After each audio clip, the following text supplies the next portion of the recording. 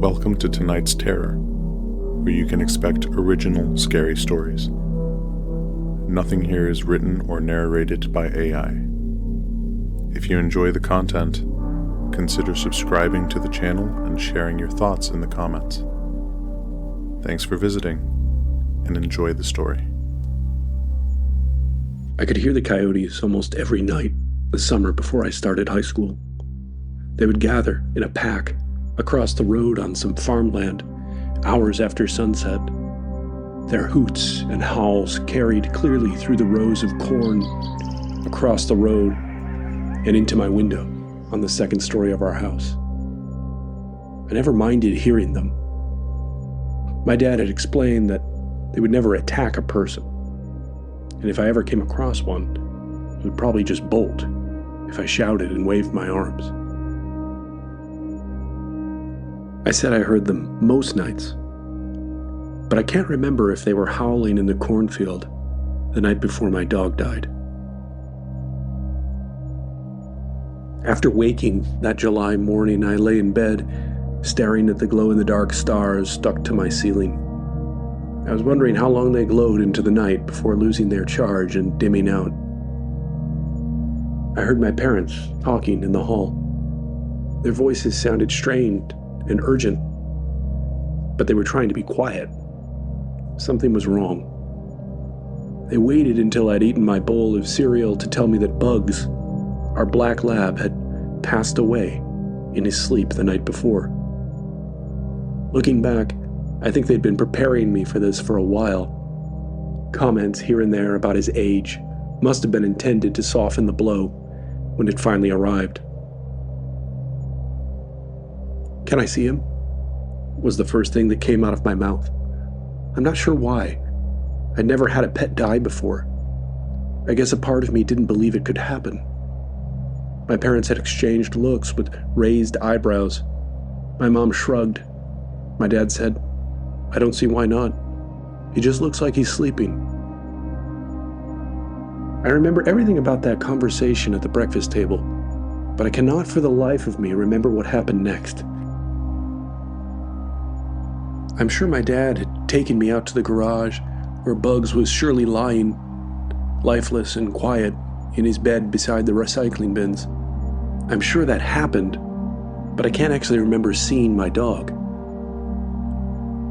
That afternoon, I leaned on a fence post near the boundary of our backyard. My dad was a few yards into the woods, digging a hole. He'd told me that he didn't need help, and I wasn't really helping. But I hadn't said anything to Bugs before he died. I hadn't even pet him the night before. I think I wanted to watch him buried, to feel some kind of finality. After 15 minutes or so of grunting and sweating, my dad carried Bugs to the ovular hole he'd made. Bugs was in a beige canvas bag that I'd never seen before. Had we always had that? Saving it for the death of a dog? It didn't take nearly so long to fill the hole back in. Soon, we were standing side by side, looking down at the patch of freshly turned earth. My dad surprised me, suddenly saying, "Goodbye, Bugs. We loved you." He turned to me, expectantly. I didn't speak. No urge to say goodbye or thanks for being a good dog rose in my chest. I didn't really feel like we'd just buried my dog. I know I heard the coyotes that night. They were like maniacs, laughing and yipping for much longer than they usually carried on. Their calls were also louder, maybe closer to the house. I got out of bed and stepped to the window. I cautiously pulled aside the blind. In the instant my eyes could focus on the outdoors and the dim light of a single street lamp, I saw something. A low, indistinct shape on all fours. It was fast. It streaked across the road and into the cornfield before I could get a real look. I'd only heard them up to this point. I'd never seen a coyote before, but I was pretty sure I just had. It was dark and about the size of a dog. In the morning, I'd have to tell my parents how close they were coming to the house. I lay in bed, unable to sleep, my mind racing with thoughts about the animal I'd seen. I couldn't stop replaying that image of its shadowy form disappearing into the cornfield. Its speed was shocking. I'd never seen an animal go so fast. The coyotes had always been a distant curiosity, a noise in the night that I could ignore. But this felt different. I didn't like the idea that something wild and unpredictable had been so close to our house. I couldn't get back to sleep, not with their eerie yipping echoing around my head. I turned over and checked the clock. 11:06. I pushed the blankets off. My feet hitting the cool floor with a soft thud. I stood still, hesitant, listening for anything that might give me a sign of more activity outside. The house was silent, that kind of silence that only comes late at night, when everything, even the furniture, seems to be sleeping. It was a bit too quiet, though. The TV should have been on. My dad always stayed up late to watch David Letterman.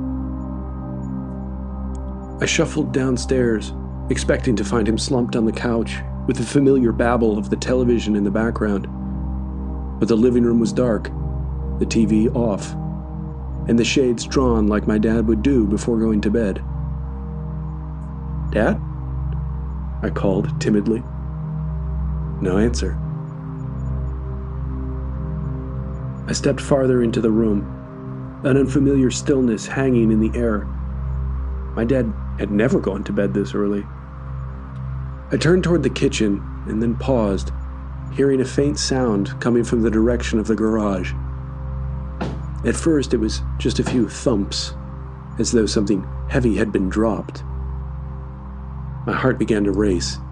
I took a slow step toward the door that led to the garage, half expecting my father to open it and step through any second. But he didn't. Something else happened. I froze as a sound reached my ears that had no business being in our living room. I heard a whimper. Faint, like the cry of an animal in distress. My mind immediately jumped to the coyote. Was there one stuck in the garage? I hesitated as I neared the door. The whimpering continued. The sound seemed to grow more frantic as I approached. My hand gripped the metal, and I was just about to turn the knob. The sound of the electric garage door caused me to leap back. I heard the motor hum loudly and the familiar sound of the metal wheels in their track as the door began to rise. I took a deep breath and turned the doorknob. I cracked the door open just enough to peek out. I couldn't understand what I was seeing, but it wasn't a wild animal. I pulled the door open and found myself face to face with my father, standing in the middle of the garage. He had a black plastic trash bag in his hand. Before saying anything, I scanned the garage looking for the animal that had been making noise. There was nothing out of place. It took me a moment to realize what my dad was doing. He was bagging up Bugs' old belongings. His blanket, bed, toys, and food bowls lay on the floor. The bag was already half full and sagging with other artifacts of my dog's long life. "Did you hear that?" I asked. "Hear what?" my dad responded casually. "There was an animal whining out here, wasn't there?" "No, I don't think so," he responded, returning to his work. He continued without looking up. "I was putting together Bugs' old things. I thought maybe we could donate some of it, but he really wore this stuff out, huh?" I didn't answer. I was having enough trouble processing the idea that Bugs was gone. I certainly wasn't ready to pour over his things. I wished I'd never come out here. I wished that chew toys and stuff were just gone in the morning. Looking back, it's easy to see that that's exactly what my dad was intending, bagging the things up under the cover of darkness long after I'd gone to bed. I think I saw a coyote in the yard just now. My dad, ever the unflappable parent, scarcely paused. Really? Huh. Well, let's get the garage door down. Shouldn't we do something? I said, a hint of pleading in my voice. If they keep coming into the yard, we can put out some noisemakers and mothballs, but I doubt we see another one. The garage door came down with a grinding squeal. I watched the driveway and front yard disappear behind it, squinting into the dark for another sign of movement. My dad walked me back upstairs and said goodnight. I lay for a long time listening for the coyotes, but they never came. The next morning began in much the same way the prior day had. Urgent, muffled voices down the hall. Tight-lipped smiles when I walked into the kitchen. Well, Bugs didn't die again, so what's going on? I thought. My mom put down her coffee and asked if I wanted to go out to breakfast. Her voice was full of sunshine, but I could tell she was nervous. I don't think they had had a lot of practice, but they weren't very good at hiding things from me. What's going on? I asked, my eyes cast down at the linoleum floor. I don't think I had it in me to look my mom in the eyes if she was going to lie to me. With a sigh, she looked at my dad, and he spoke. Something happened up by the woods last night. He paused, and I looked at him expectantly. He pressed on, clearly uncomfortable. I was spraying for poison ivy out there this morning, and I saw... He trailed off. With an effort, he began again. Bugs's grave was dug up. I guess I didn't dig deep enough. I'm really sorry. Racing to the end of his thought, he added, probably coyotes. The disorientation of the last 2 days was beginning to catch up with me. I wasn't thinking clearly. I shook my head and asked, so, where's Bugs? My parents looked at me like a kid who's lost his dog. Bugs is gone, my mom said. Her eyes were wet, and there was a note of real sorrow in her voice. I still hadn't cried over Bugs, and I didn't then. I stood and left the kitchen. Heading out through the garage into the backyard, I soaked my feet and ankles in morning dew. I crossed the grass of the backyard on a line toward the spot where we'd left him. The edge of the woods was cast in dark shadows at this time of day. I waited as my eyes adjusted. Then I saw the grave. It wasn't what I expected. The dirt wasn't tossed everywhere like I'd expect a pack of coyotes might have done. One solitary hole marred the surface of the earth, with dirt pushed aside and around it. There were paw marks all around. I studied them. It struck me that I didn't remember what Bug's paw mark looked like. These were obviously canine, but that was all I could say. Coyotes, I murmured to the listening trees. I stepped around the grave to look into the hole. It wasn't hard to see there was nothing down there now. I stood staring for a long time. A dog bark in the distance broke my concentration. I let out a long breath. Bye, Bugs, I whispered. Love you, buddy.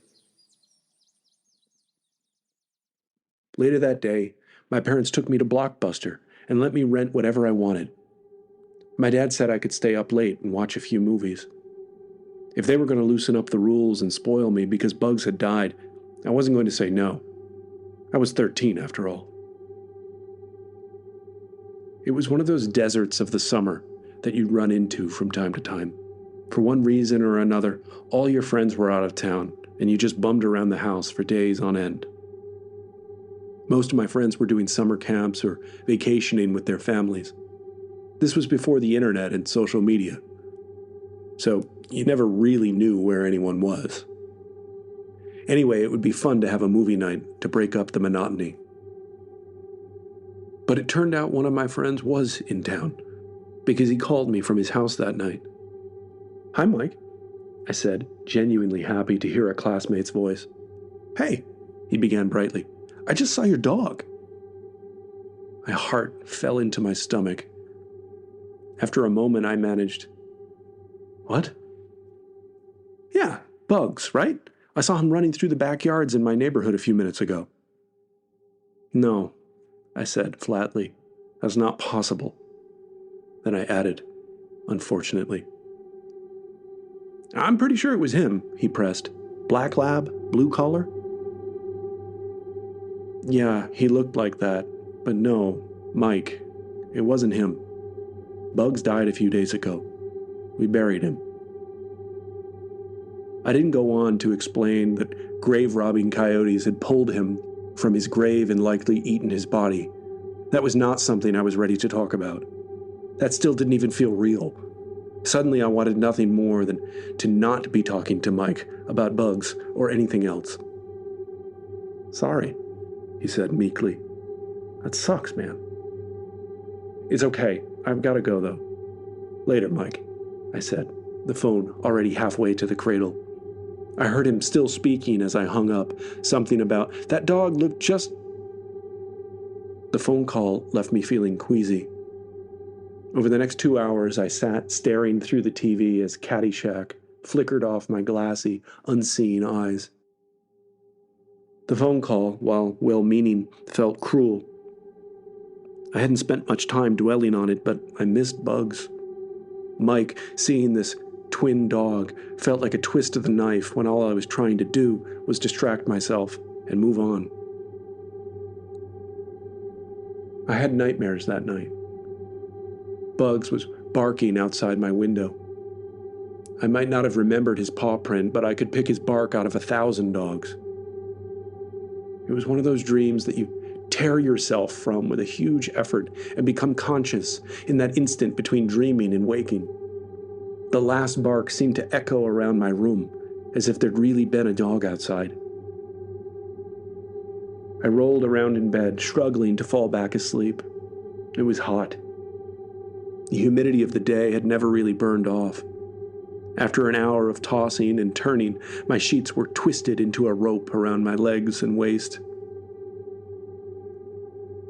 A scream broke the silence of the night, and I sat up in bed, my head turned to the window. I rushed to open the blind. At first, I couldn't see anyone. From this angle, I could see about 2 houses down the street. Then, at the very limit of my vision, in the corner of a neighbor's yard, I saw movement. Then, more screaming.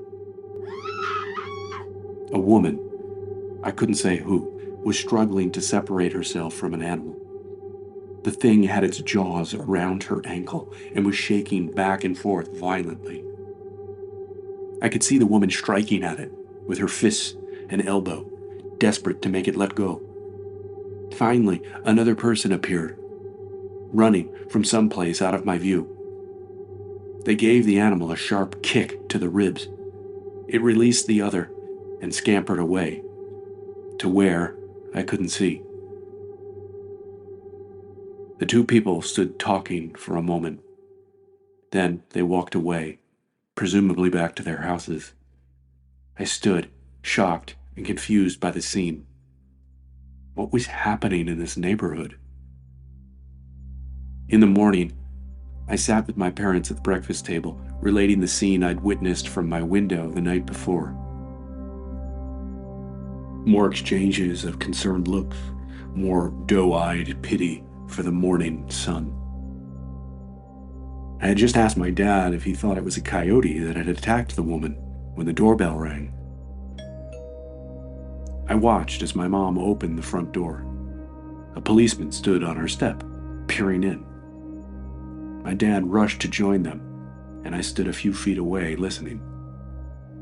After a polite introduction, the officer was suddenly businesslike. "I'm here responding to a complaint from a family in the neighborhood. They allege that your dog attacked a member of their household last night at approximately 11:30 p.m. "I saw it," I said without thinking. All 3 adults turned to look at me. I wilted a bit under their stares, but continued. I saw the lady getting attacked. Then someone came and chased the dog, or whatever it was, away. Right, the cop said. It was a dog. The description seems to match your pet. Registered under the name Bug? Bugs, I corrected. And he's dead. So it wasn't him. The officer looked surprised and turned to my parents. They both nodded. My mom spoke. He's telling the truth. We buried him a few days ago. Then well, it doesn't matter. But Bugs isn't the dog you're looking for. Well, the officer started. That certainly paints the thing a different color. He thanked my parents and began back to his car. Coyotes, I said. The cop stopped. He tilted his head up and raised his eyebrows, beckoning me to continue. I bet it was a coyote. They've been all over this summer. There was one in our yard 2 nights ago. I think, I added. That seems doubtful in this case, Bud, the cop answered as he opened his car door. The report says this was definitely a dog. Mean SOB, too. Black, with a blue collar.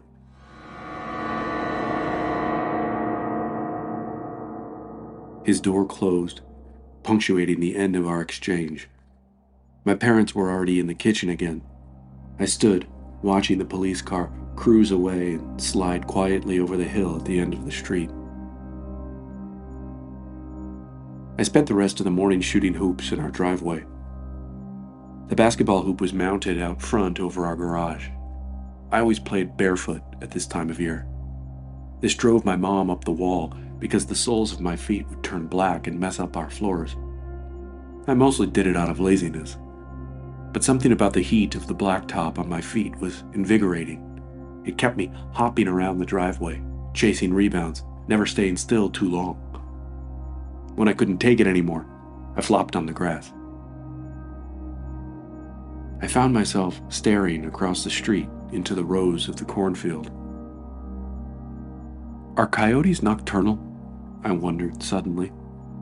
Probably they were, because I only ever heard them at night. The clouds moved in front of the sun, and I was able to look at the field without squinting. I stared a long time as the tall stalks twitched in the drowsy, humid breeze. My mind kept pulling me back to the events of the past few days. Bug's grave, the paw prints, Mike's phone call, the attack down the street.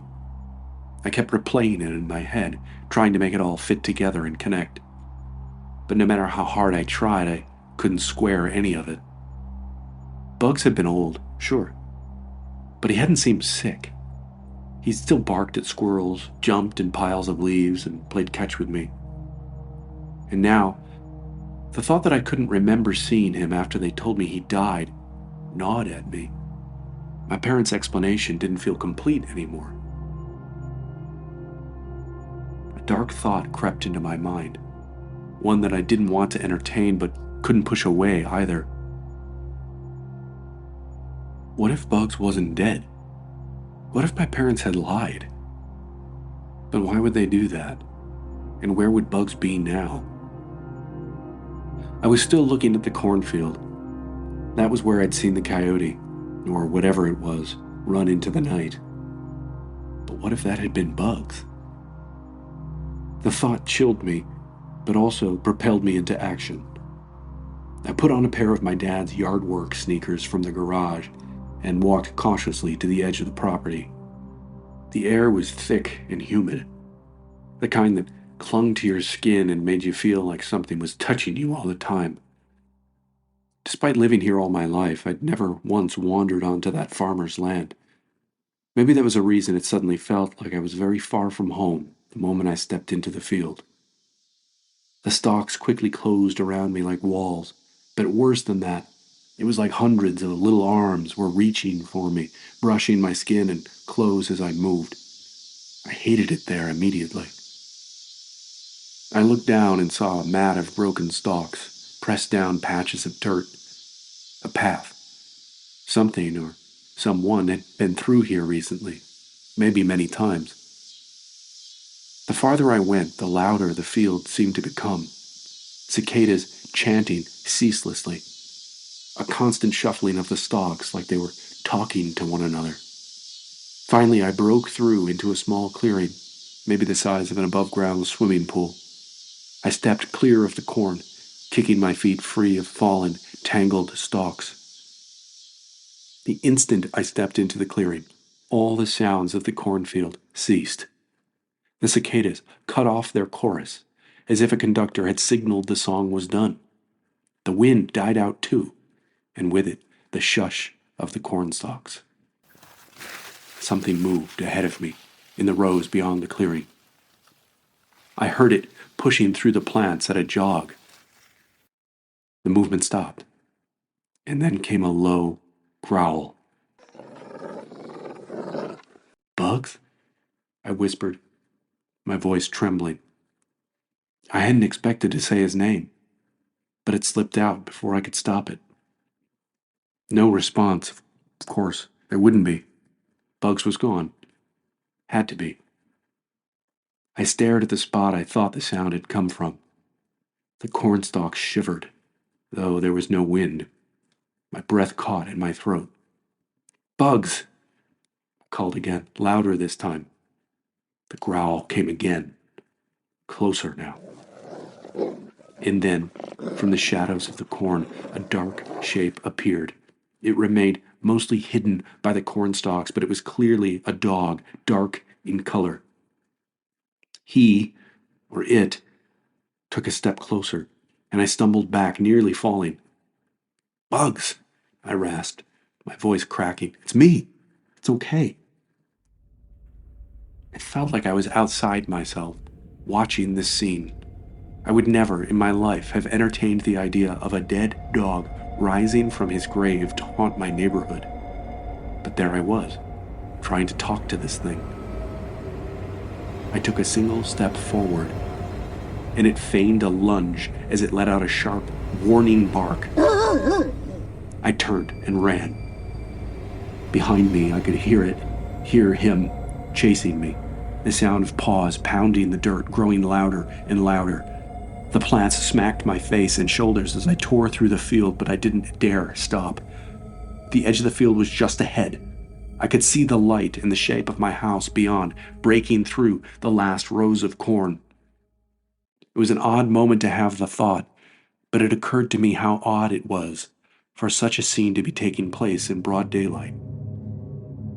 I burst out onto the road, the sound of the pursuit suddenly gone. When I reached our stoop, I turned, gasping for breath. The stalks swayed gently, but there was no sign of the animal. My mom's voice from behind the screen door nearly made me jump out of my skin. "Having fun?" I was still too out of breath to answer. She glanced down at my feet and added, "You're scrubbing your feet off with the hose before you come in. I saw you playing barefoot basketball." That night, they let me rent movies again. It was the kind of treat I knew was meant to distract me, though I couldn't help but appreciate the effort. By the time we got home, the sun was low, beaming orange light across the cornfield. The afternoon had passed uneventfully. I hadn't told my parents about what happened in the field. That night, I lay in bed, watching the stars on my ceiling dim slowly, as they always did. The silence was heavier than usual. No coyotes, no wind stirring the corn, just stillness. It must have been around 2 a.m. when I woke up suddenly, pulled from sleep by a sound I couldn't place. My room was dark, save for the faint red glow of my clock radio. The sound came again, soft, like the click of claws against wood. I sat up, straining to hear. In the near darkness, I turned my head toward the foot of the bed and froze. There sat Bugs, looking into my eyes with an unreadable expression. But it wasn't quite Bugs. The dog looked like him. Same glossy black fur, same stocky frame. But there was something off. His eyes gleamed so brightly in the darkness, and his body seemed rigid, like he was holding himself upright through sheer force of will. I saw his blue collar, now stained here and there with something dark. His head was cocked to one side, ears pricked forward, staring at me with an intensity that made my skin crawl. "Bugs?" I whispered, my voice trembling. I wanted to move, to get up, to do anything but sit there, frozen and cornered, but I couldn't. Then he moved. His head dipped slowly, and for the first time I noticed there was something on the floor in front of him. A coyote. It was unmistakably dead. Its limp body stretched across the rug. The fur on its neck was matted and dark, and its mouth hung open in a silent snarl. Bugs grasped the coyote's neck in his jaws. He shook it once, hard, his teeth clamping down with a sickening crunch that made me flinch. Satisfied, he dropped it onto the bed beside my feet. I recoiled as the smell of blood and damp fur hit me. My mind raced, trying to make sense of what I was seeing. Bugs, or whatever this thing was, lifted his head and looked at me again. That expression did not belong to my dog. There was no personality, no love. I could see only something entirely animal in his eyes, something primitive and knowing. For a long moment, we just stared at each other. Then, without a sound, Bugs turned and trotted out of the room. I heard his nails click against the wooden floor as he descended the stairs. I scrambled to my feet, careful not to touch the dead animal at the end of my bed. I reached the front door just in time to see him disappear into the cornfield, his black form swallowed by the shadows and cornstalks. The door was wide open, though I was sure I'd seen my mom lock it before going to bed. I stood a long time looking across the street, waiting for Bugs to come back. I never saw him again. That night, I'd snuck out before sunup and without ceremony tossed the coyote into the woods, well away from the little memorial we'd made for Bugs. I didn't want my parents to know about it. This last encounter was between me and my dog. I watched the cornfield all that summer and most of the fall. Eventually, though, I'd stopped. The way we do as we get older and the tragedies of childhood shrink with time. This all happened so long ago. I'm now 45, and I've never told a soul this story. I'd never expect someone to believe my version of what happened. I think Bugs knew I was scared of the coyotes, and he wanted to protect me. I think he did die that humid July night. I think my dad buried him while I watched. I think Bugs came back.